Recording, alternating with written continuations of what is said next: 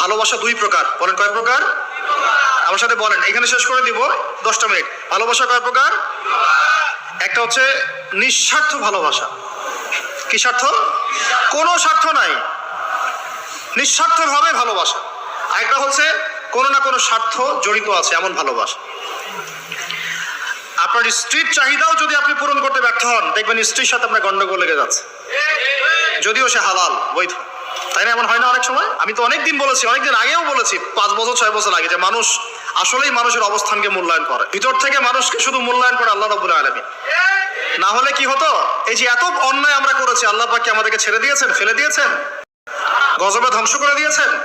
এই যে আল্লাহ পাক যে আমাদেরকে মহব্বত করেন, ভালোবাসেন, তার প্রমাণ এগুলো। আল্লাহ পাক চান যে আমরা যেন ফিরে আসি। আল্লাহ পাক বলছেন, সারা দুনিয়ার সমান গুনাহও যদি সে করে ফেলে, আসমানের সমানও গুনাহ করে ফেলে, খালি তওবা করে ফিরে আল্লাহকে বলবে আস্তাগফিরুল্লাহাল্লাযী লা ইলাহা ইল্লা হুয়াল হাইয়ুল কাইয়্যুম ওয়া আতুবু ইলাইহি। আল্লাহ পাক বলছেন, খালেস তওবা করলে গুনাহ তো মাফ করে দিবই, আগের গুনাহগুলোকে নেকি দিয়ে পরিবর্তন করে দিব। এটা ভালোবাসা না? আল্লাহ পাক সৃষ্টি করেছেন আমাদেরকে ভালোবেসে। কোরআন খোলেন, সূরা সাদ পড়েন। সূরা সাদের মধ্যে দেখবেন আল্লাহ বলেন, খালাকতু বিয়াদি মা মানাআকা আল্লা তাসজুদা খালাকতু বিয়াদি, মানে তুমি ইবলিস কেন তাকে সিজদা করলে না যাকে আমি নিজ হাতে সৃষ্টি করেছি। এটা মহব্বতের বহিঃপ্রকাশ না? আল্লাহ আমাদেরকে নিজ হাতে সৃষ্টি করেছেন।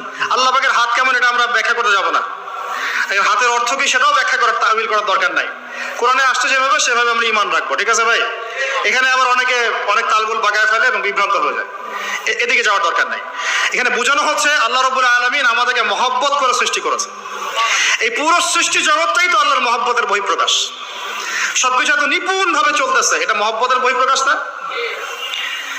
আমি আপনাদেরকে নিয়ে যদি কোনোদিন কক্সবাজারের সৈকতে তারা দেখাতে পারতাম, তাহলে আমি বুঝাইতে পারতাম আপনাদেরকে যে এই মহাবিশ্বটা ঠিকই আছে কিভাবে।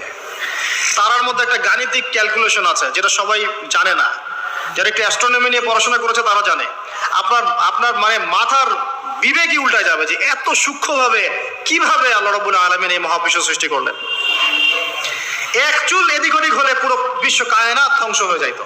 এটা কি আল্লাহ পাকের মহব্বতের বহিঃপ্রকাশ না?